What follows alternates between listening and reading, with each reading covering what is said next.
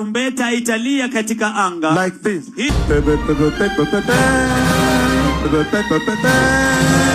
That is how the trumpet will sound.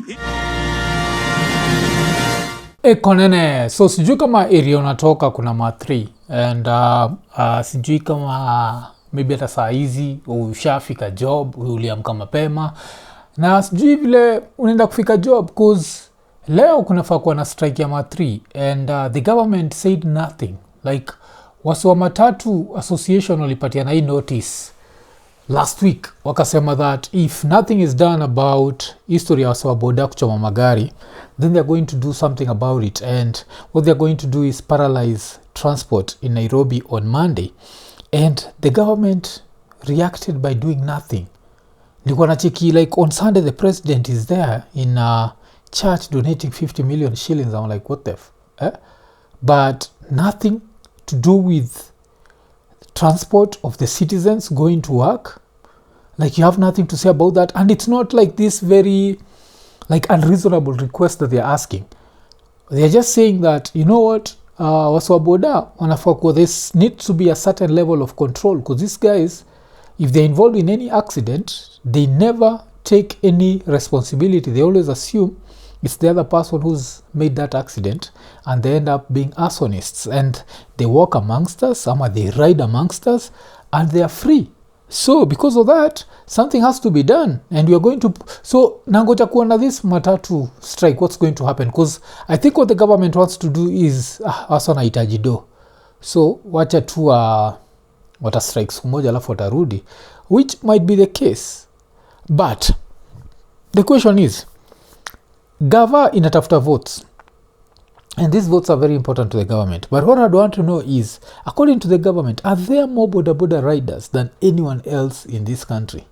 Because even if you had to ask me, I think there are more Matatu operators, some people employed by the Matatu sector than boda. I don't know, maybe I might be wrong on that, because of course bodas mekam zikakuwa mingi sana, but still we have to look at kuna distances that the bodas don't do, that it's only Matatus can do. Najua between Nairobi and Nakuru, if you're doing that, you need Matatus.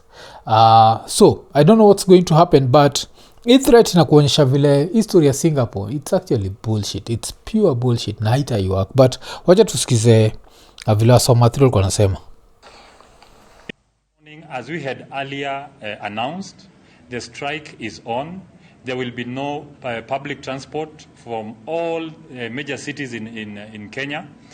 Every arson that has been occurred, whether to a truck, to a private vehicle, or to a Matatu, these are Kenyans and their investors. Their property must be protected. And because we have not had any official communication from the CS or even the IG of police, we are calling on the president tomorrow as we down our tools. It is to call the attention of the government into these menace. That the government should come on board to help us do away with these log individuals who are trying to taint the bad name of boda sector, for those who are genuinely working to ensure that they support their family and also give back to the society. So ndio kitu interesting na boda msee yote atakwambia boda hazifuatagi any rules. So number 1, kama tunafaa kukeep left, kuna boda zinakeep right. Number 2, haujuagi where they are coming from. Zinaweza toka from right zikiku overtake, zinaweza ku overtake from the left, zinaweza ku overtake zikitumia the pedestrian walk, zinaweza do all these things. And as the boda riders do this, people always put the narrative, oh, they are hustling, oh, we need to, this is a country of poverty. Najua this is inaitwa nini, this is a shitole, and this is a shitole. Kuna wase wengi sana wana struggle, and the fact that we cannot let them use that as an excuse to break the law, hakuna vile wasawaboda wanafaa kupatiwa that leeway. Inakuwaga very bad. I think majuzi msali onyesha msawaboda tu kama akachota nini yake, hiyo like headlight, pap akaipasua, akamwangalia na akaraida away. Unacheki why kuzaniza jitetea, wanadharau maskini, alafu it ends there. And this is the reason why nasemaga hii dream ya Singapore, it's nonsense. Why? It's nonsense because integrity and equal justice, if there is such a term, for all, ni very important. And the fact that the government, cause tumekaribia elections, right now they are quiet kabisa. Haujasikia anyone in the government talking. Ruto akuongea jo hii story on Sunday. Even Gachagua aki scream tu zake kwa streets, he didn't talk about this. Why? Because these guys, of course, there's another level of this thing where they can't relate. The only time they know these matatus is when they're looking for votes, najua. And right now they're always looking for votes, so bodaboda has become like this thing where, because bodabodas are such a simple solution, like, oh, you don't have a job, chukua bodaboda uende uhustle. That's when nakunga time Ruto alikuwa anafanya that key empowerment thing that he did at State House. What did people come out riding? People came out riding bodaboda. And right now Kenyans wake up and they're like, you know what, we are not going to have any matatus in all the major cities in Kenya. And you expect Ruto to be like, you know what, this is going to cause some level of crisis, so let's do what, let's make sure that this doesn't happen. But what does Ruto do? Ruto did nothing about it. And I can understand saizi Ruto amefika a certain level whereby he just can't relate, like, nyinyi mnatumiaje ma3, unajua mnatumiaje ma3, na saa hiyo mtoi wangu waganatumia like helicopter. Because kulikuwa na literally a video on Sunday where George Ruto alionekana akiland na helicopter akienda church. That's what we are talking about. And so the Matatu strike is going to happen. Am I like a biggest supporter of Matatus? No. Do I think Matatus are very important? Yes. Why am I not a big supporter of Matatu? Because I don't think public transport should be handled by the private sector. That's not the way it's supposed to work.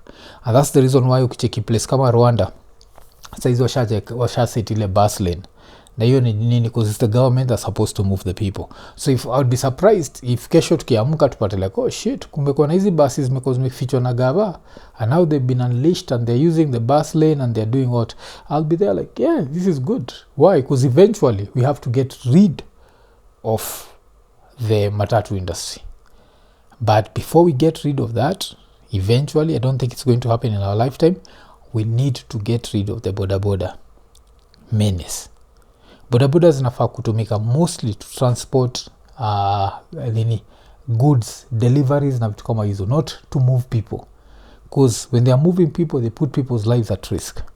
Ase waga na ride, kuna moja ile nilicheki mpaka nikacheka, yani nikacheka cause it's sad. So there's a bodaboda rider iko hivi, ameshika nduthi, amepigilia reflector, ni usiku, nyuma yake amebeba passengers wawili. Passenger wa mwisho amevaa black, not only black, huyo passenger wa mwisho amevaa black na amevaa jacket refu, mpaka hiyo jacket ni kama ina block hii light ya boda.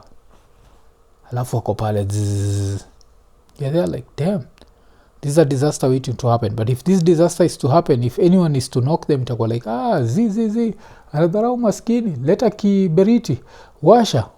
That happens. So yeah, this is what's happening. Let's see what ends up happening today. Will Ruto act in any way? And that's another thing that was so interesting with this country, that there are topics that are beneath the president. When the sector that moves Kenyans, why? Because we failed Kenya as a country, and public transport ended up dying. So now we have to rely on the private sector. When the major mover of people says, you know what, I'm striking tomorrow, the president has zero concern. But damn. But talking of the president, of course the president alibaki ameishia church, alafu after kuishia church, what happened? He not only pledged to pay 50 million shillings, to deposit 50 million shillings, and I'm assuming this is his personal money, and I'm going to put personal in quotes.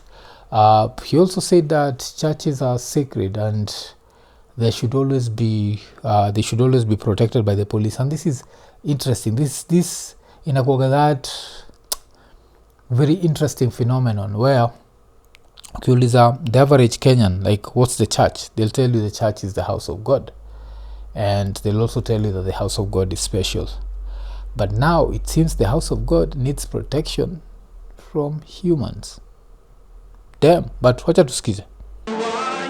As the opposition mount pressure for the arrest of those behind the Othaya church attack last Sunday, President William Ruto has broken his silence of church attack incidences. The president, who was attending the Sunday service at the Pefa Church in Gikomba, Nairobi County, ordered that all security arms of government must going forward ensure there is law and order in places of worship.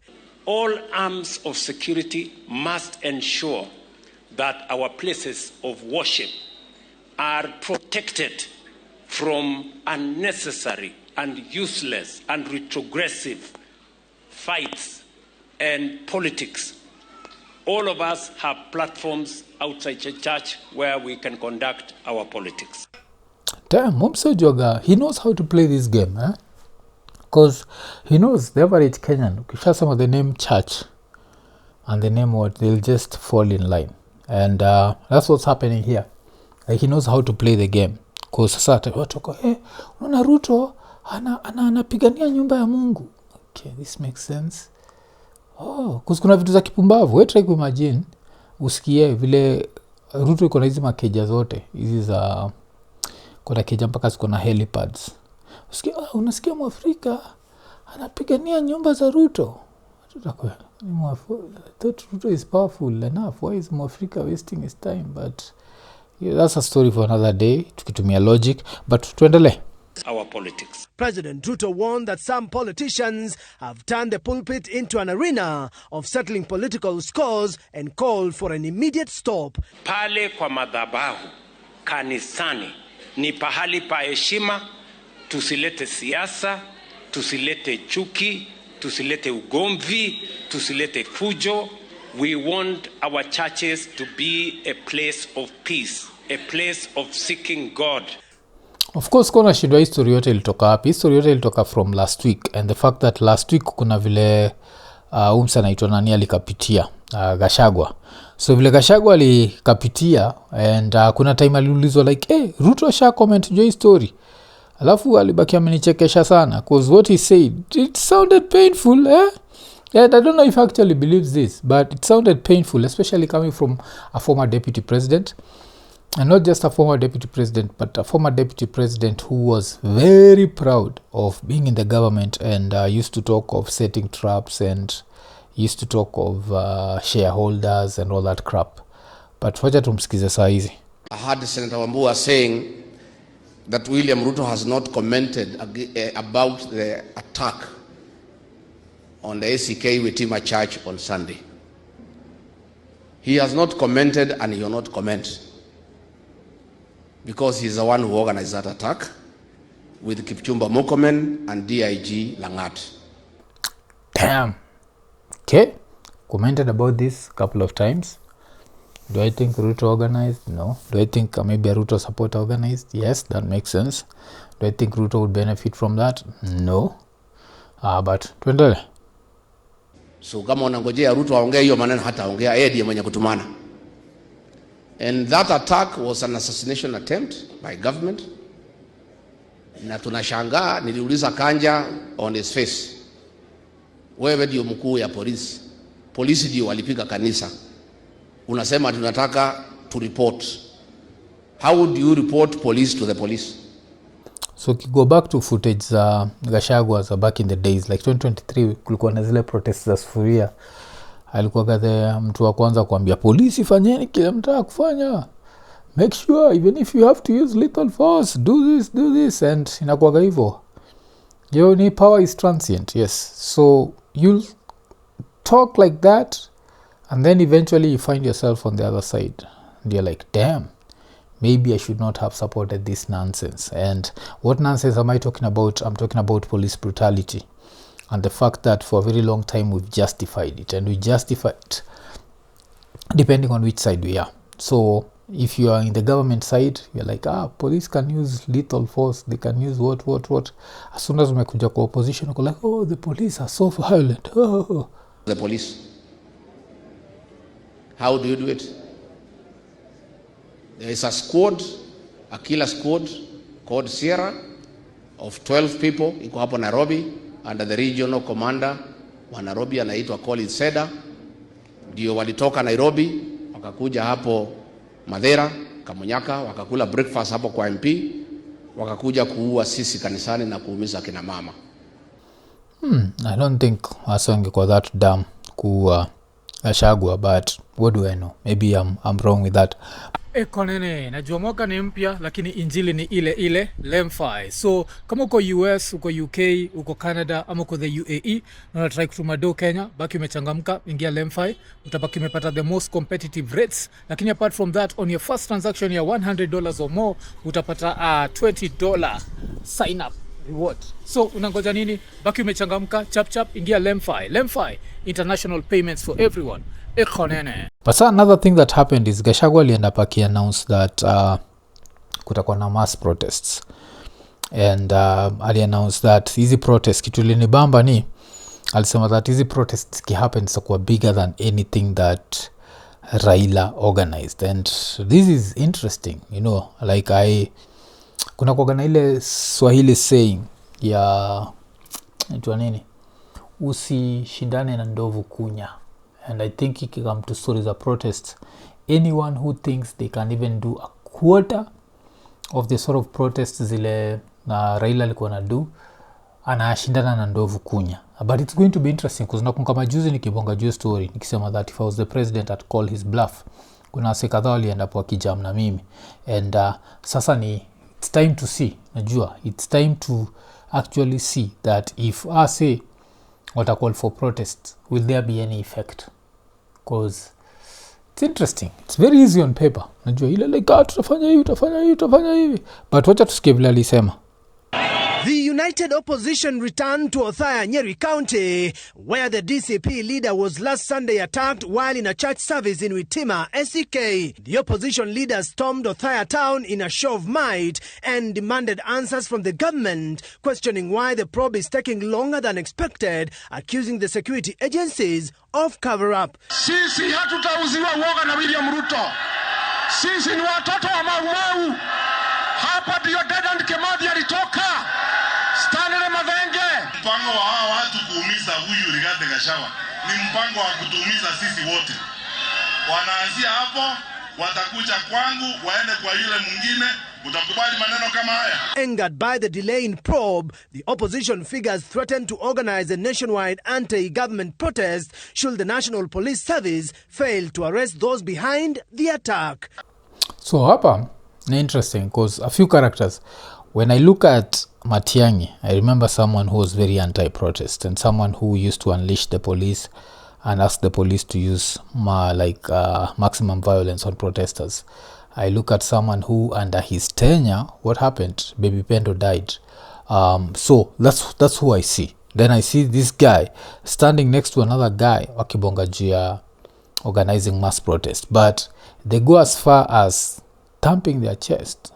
To a certain level, I'm like, you don't thump chest like King Kong because he's a Buddha. That's not you, man. Don't lie to yourself and don't let the internet hype you because niko sure saizi kuna right jambo unafikiria tu Raila tu angeorganize protest. No, but for you to inspire that took someone who look at the funeral and look at how people misbehaved. Try and assume, try and look at any other funeral of any living person wa saa hizi or before ile wasa walibehave hivyo. That dude, mtu anaweza bonga shit juu yake, but you have to give him his flowers. He had something that made people love him and people follow him. The people who hated him hate him in death.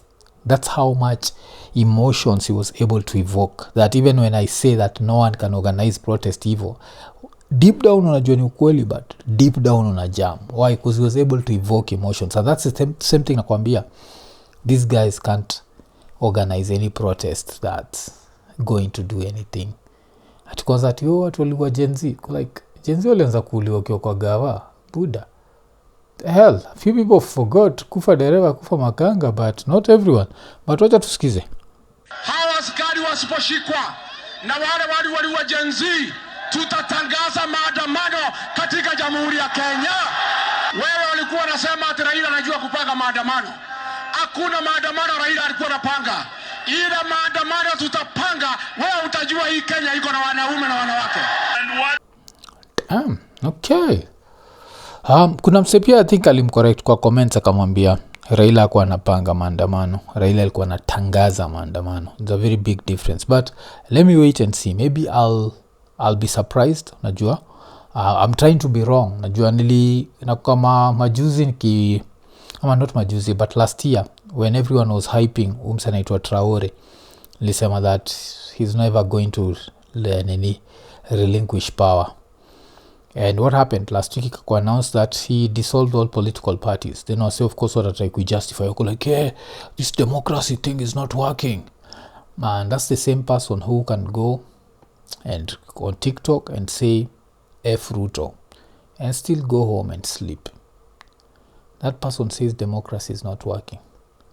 While you can't say F Traore and go home and sleep. Oh, but Traore is better. Even if he takes away my freedom of expression and speech and freedom of thought, he's better. Tunakuorganize ma double standards that make no sense. And that's the reason why, like another double standard that of course imekuwa, iliwa so jam sana na mimi nikibonga juu yake, inakuwaga the double standard of Matiangi. Niko na watch speech ya Matiangi ile ilikuwa mbamba wasi wasoko like, yes, look at how presidential this speech is. I'm like, it's because you don't know this guy. Some of us know this guy very well. And some of us know that this guy, if he ran a government, that government, I can comfortably say, would be more violent on its citizens than Ruto's government. Wacha tusikize umse. Kuna mambo ambayo hata tukizungumzia, sisi sote tunakubali. Huwezi kuenda beyond a particular point. Ukifuata mtu aingie kwa msikiti, we come outside. Kifuata mtu aingie kwa kanisa, we give instructions, the command that position in a vintage manner outside. Okay, so let's think about it. Bipendo was killed in the house. The parents are not going to protest. The police entered the house and killed them. But we are saying that only the places that we need to respect, because this guy was a CS or interior at that point. Is he saying that the only places that we need to respect is the church and the mosque only? Okay, unaweza sema the Hindu temple, but how many like Hindus are out there protesting? Is that what we are saying? Ama, cause pia Yasin Moyo alikuwa kwa balcony, kapigwa risasi. Who was the CS for interior? This same guy. Some Kenyans don't know about that. Why? Because that time they were in quotes in government, so they looked away. Right now they're out of government, now they are looking. And the guy who was unleashing maximum violence is there talking about advising this present government. And I'm there like, this is some bullshit. Like, get someone else to read this speech. If you give Mukisa Kitui this same speech, I'll be there like, yeah, Mukisa alisema kitu ya nguvu, but not this guy. Kwa sababu hapa huwezi kugusa hiyo hapa. This is dangerous. Kwa hivyo mimi naona kama ile ilikuwa ni going beyond the red line. Na nakubaliana na wenzangu ambao wameongea hapa. Na kila wakati mimi napenda kuongea tu slowly na kueleza hawa wakubwa ambao wako kwa serikali. Siku nyingine nimetoa story hapa ya kiongozi mmoja wa taifa ambaye alihutubia press conference asubuhi akasema eti yeye ajasikia the name surrender and the name giving up don't exist in her vocabulary. She was a prime minister. 3 hours later alikuwa anatafuta helicopter kutoroka. Okay, we like using easy examples, Bangladesh, and I'll always say the dynamics the Bangladesh na Kenya are very different, and this is the reason why politicians are never afraid. The only time that politicians were afraid in Kenya was during the Gen Z protest. Why? Because for a minute we forgot our tribal alignment, and what ended up happening, they made sure that we remembered that. And ikitu moja ile wasosamaga, it was a mistake for Ruto. It ended up being a masterstroke. Ruto getting rid of Gachagua from his government was such a good thing because it reset us back to tribal politics. Nacheki. That's why like even go through the comments, ucheki saizi hiyo segment nimebonga juu ya Gachagua, just go through the comments, you'll see the amount of tribal vitriol that's going to come from that, more than the E party ya Matiangi.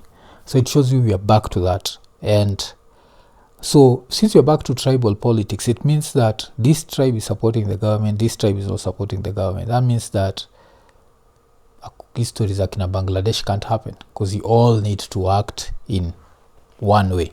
You can't be split for you to be able to take over a government mkiwa unarmed. Yes, haiwezekani. And then the next thing is that government in itself needs to have a conscience. And Kenyan governments have never had a conscience. Najua. The Kianjokoma brothers, when you talk about Rivayala, this was the guy right there. And you'll hear something that he was told.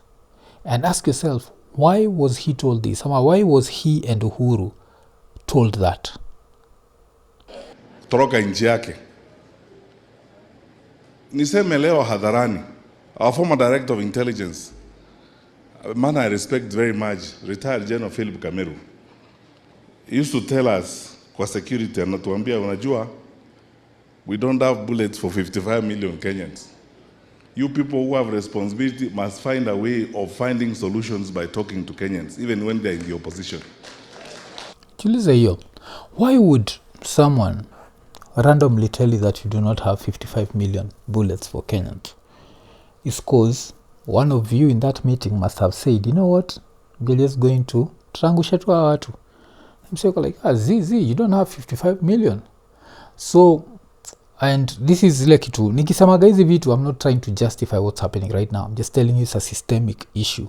And as much as it's a systemic issue, I'm telling you that you need to judge people by their character. You need to judge them by what they do when they have power. When this guy had power, court orders, he used to wipe his bottoms with them.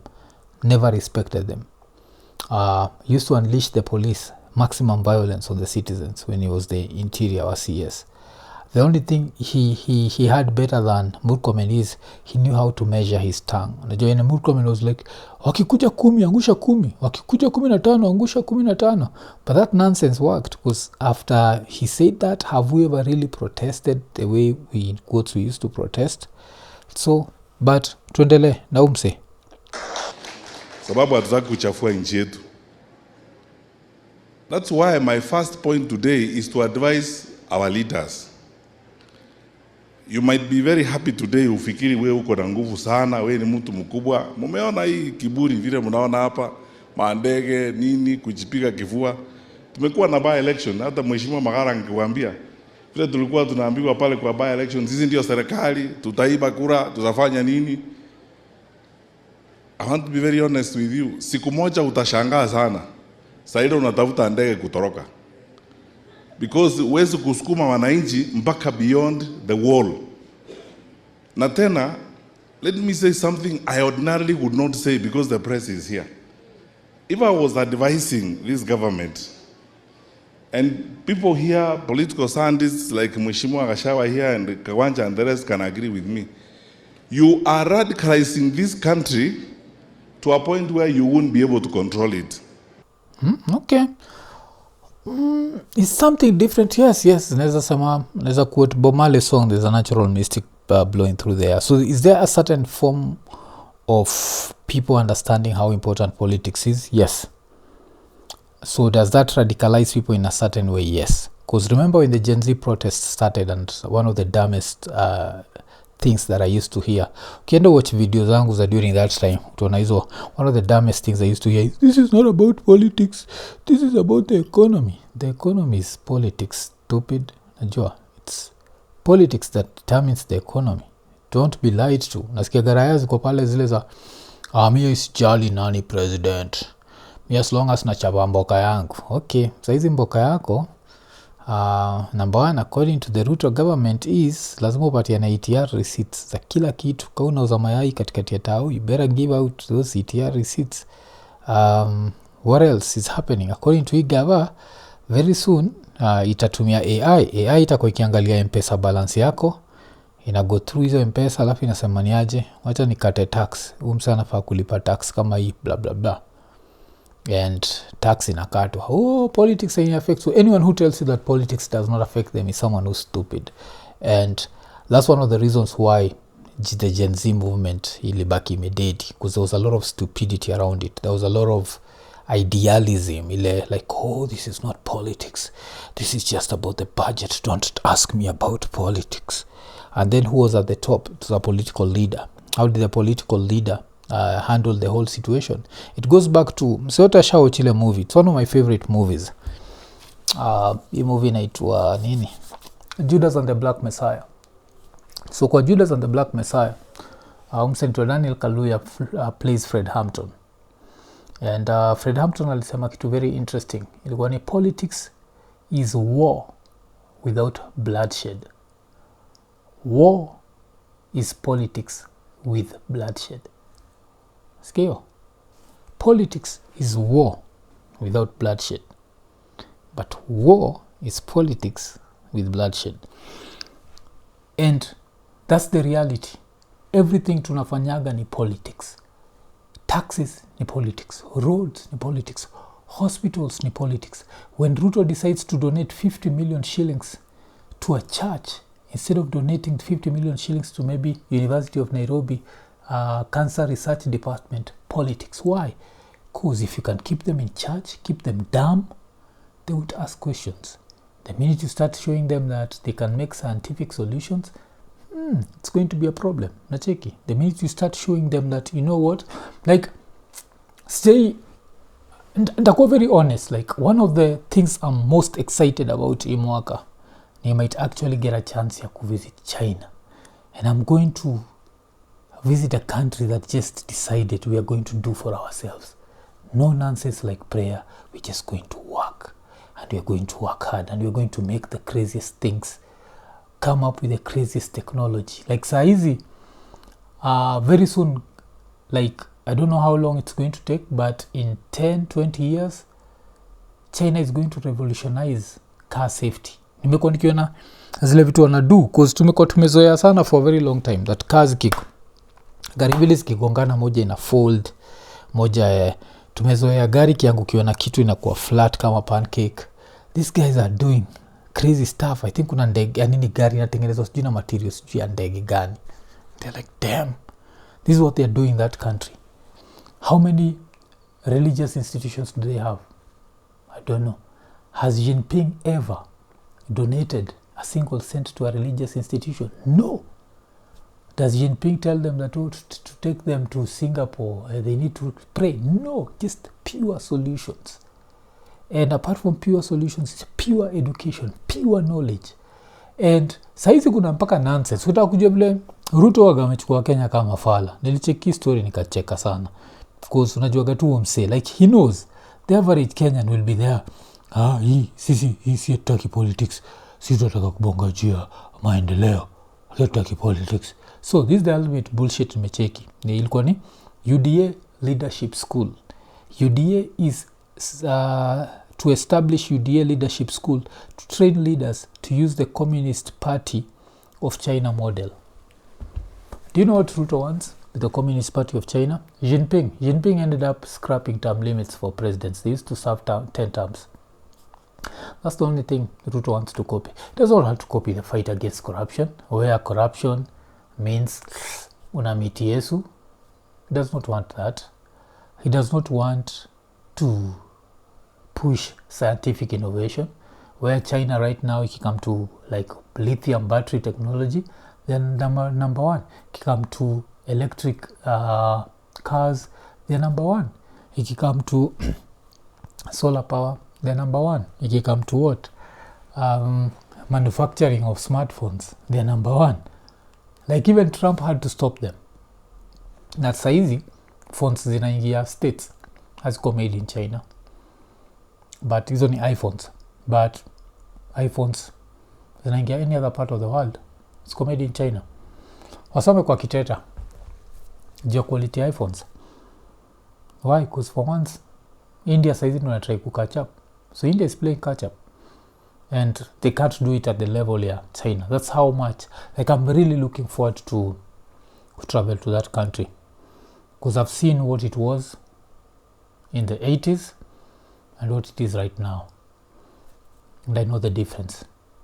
And one thing I know is Jinping is not out here trying to donate 50 million shillings. Hiyo ndio kitu Ruto alibaki amedu. But yes, so niambie, of course the public transport system in China works perfectly.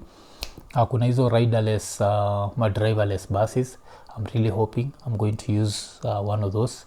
And yeah, just hoping sitapata ile experience ya kushikwa mkono na kuangaliwa funny and whatever. But sometimes you just have to admire and you have to be like, damn. Because I always wonder, like, what if when white people came to Africa, what if amongst them was a white person who looked at us and deemed us human and not savages, and in the process decided, like, you know what, I'm going to push science to these people and not religion. Saizi kuna boy flani kwa Masai zao, I think ni Busia, atumia shonde zao kugenerate electricity. That's my hero. All this other nonsense of tufunge macho tuombe, miss me with that bullshit. I know it's the morning, but iko nene.